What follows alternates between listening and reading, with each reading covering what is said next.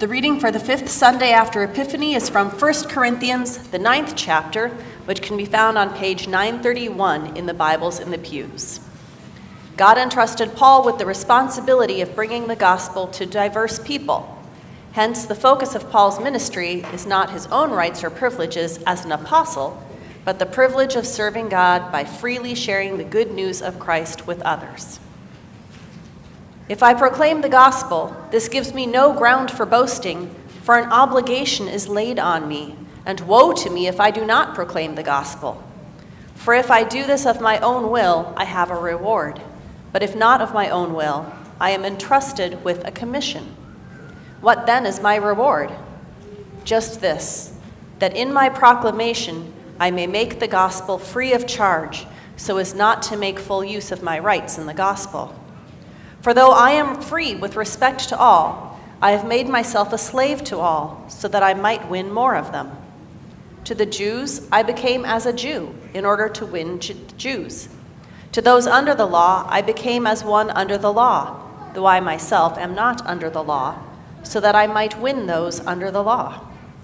To those outside the law I became as one outside the law, though I am not free from God's law, but am under Christ's law, so that I might win those outside the law. To the weak I became weak, so that I might win the weak.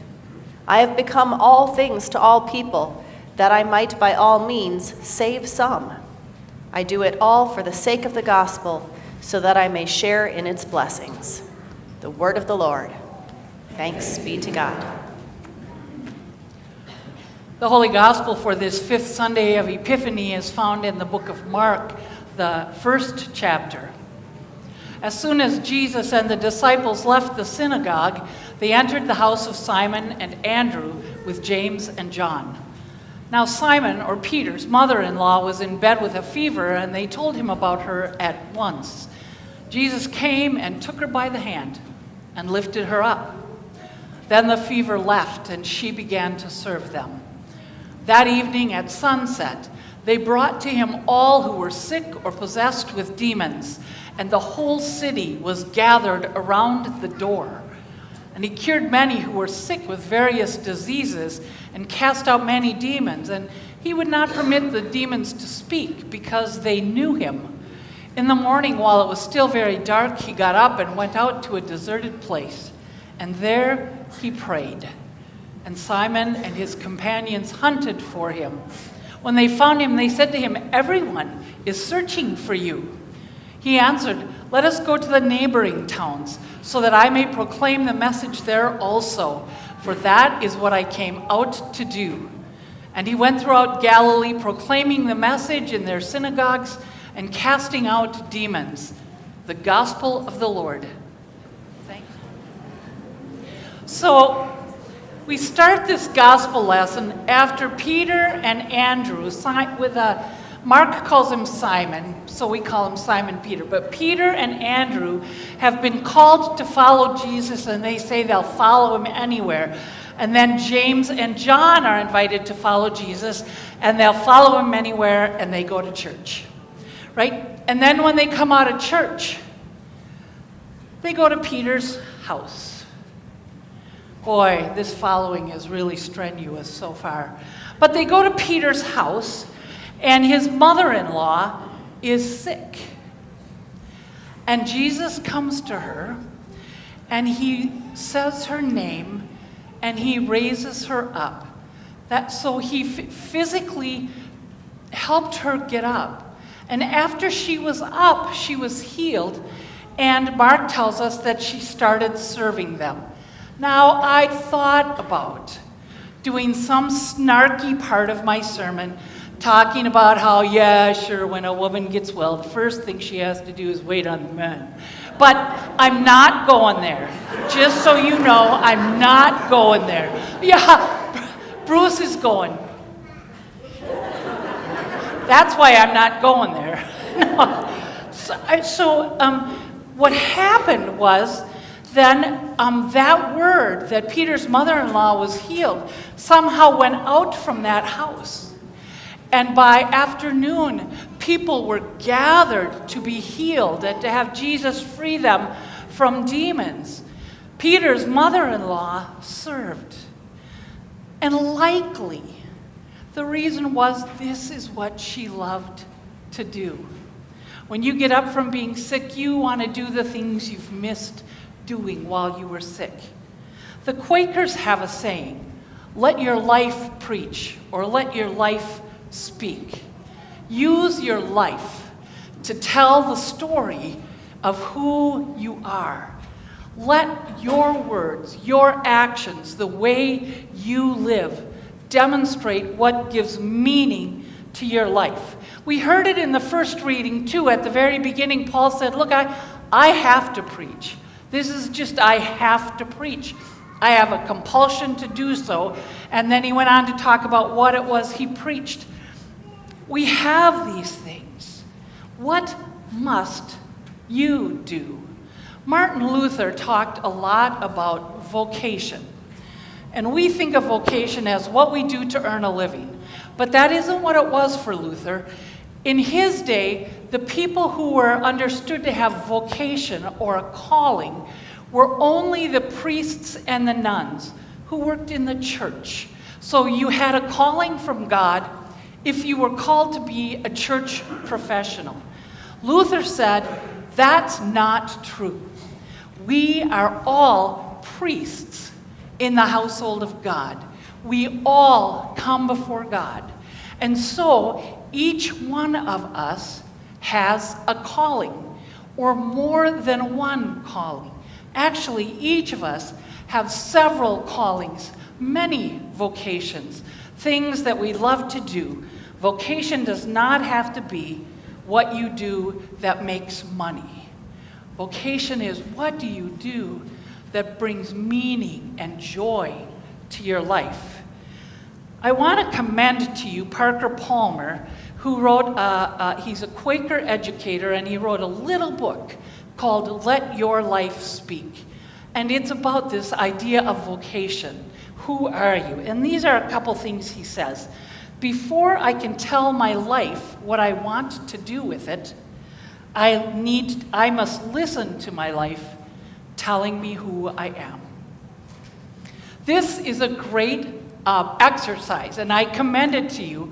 I tried it this week because I thought if I'm going to tell people to do this, I should stop and take, 10 minutes and ask who I am. And so I sat in my nice easy chair and said, Glendy, what does your life say about who you are? And when I woke up, I realized that my life tells me that I love being with people and that I need a lot of time alone. It told me that I love to read and study. It told me that I love my family deeply.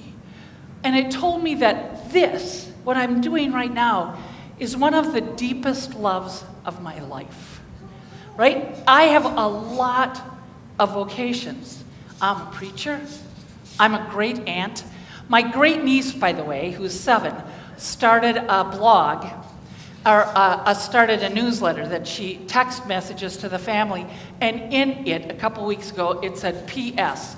Don't forget to remember that we are very popular at our aunt's church.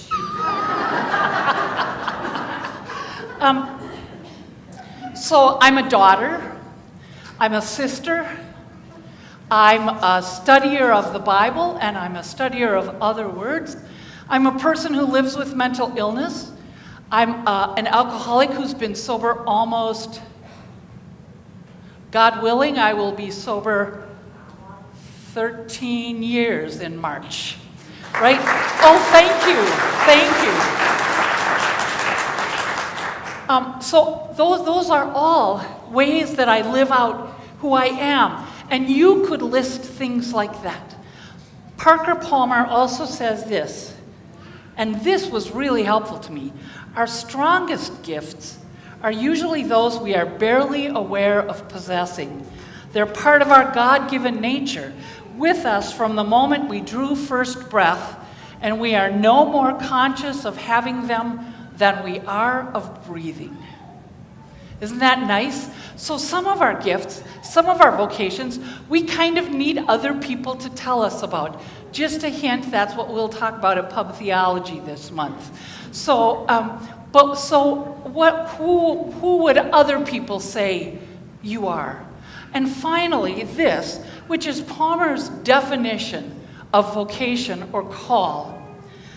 Every journey honestly undertaken stands the chance of taking us toward the place where our deep gladness meets the world's deep need. Where does your deep gladness meet the world's deep need? And it'll be in a variety of places. None of us have just one thing, right? Heather has a vocation of being a spectacular musician, as you all do, thank you. But she has other vocations. She's a mother, and she's a daughter, and she's a sister. She lives all of those out. She has an employment that's far too complicated for me to understand. But we all have these multiple layers of who we are. And when we live them out fully, and fully realizing that these are things that God calls us to use to manifest or show God's love to the world, it takes on new meaning. This week I talked to the confirmation youth about the neighbor. Who's our neighbor? We talked about the Good Samaritan. Mikkel, wave your hand for a minute. I had to let Mikkel do something because I wrote 10 statements about the Bible story. Some of them were right about the story, and some of them were wrong about the story, right? So I wanted the kids to be able to identify the ones that were right. So I said, if this is what the story says, please stand up. If it isn't, stay sitting down. Well, by about the third question, all the kids, about 60 of them, were saying, watch Mikkel. Is Mikkel standing up? Because Mikkel knows this story really well, most of the stories in the Bible. He knows really well. And so I had to say before the fourth question, Mikkel, you can lie. I'll give you credit for getting them all right, but you can lie to fake the other kids out, right? But for Luther, this idea of the neighbor was an important piece of his thinking about vocation. Because we have vocation not only for our greatest joy to meet the world's deep need, but to care for and love others, to love the neighbor, to watch out for those who need help, and to care for them. Phil Gully, who is, I just realized I missed a paragraph. So, one of the things that I want you to know is you are the best expert on yourself, right? You know what gives you gladness, what fills you with joy. You know what makes you angry in the world, what challenges you, what do you want to do something about. You're the expert on you. I know I've told you this story before, but it bears repeating. When I was a little kid, my mom longed to go to the mission field, any mission field, anywhere in the world. And she would stand and wash dishes, because this was before dishwashers, and she would pray with tears streaming down her face, please call us to the mission field. Please send us. And one day while she was doing that, she felt like she heard God's voice speak to her, not audibly, but she looked out the window and she saw us and the neighbor kids playing in the backyard. And she felt like she heard God say to her, there is your mission field, right? Where you are, God has something for you to offer the world. Philip Gully, who I started to talk about, is a Quaker pastor who's written several books about a little town called Harmony. And he writes as the Quaker pastor of this little church in this little town. We have them in the library. But he's also a preacher to a small group of Quakers in his town. And he said that we need to let our life speak, and that we need to let our life speak to us.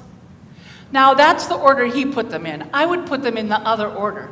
I would say, let your life speak to you. Look at how you spend your time and where you put your energy and what you wish you could change in the world and what you long to do. And then let your life speak. Let what rises out of that speak to the world.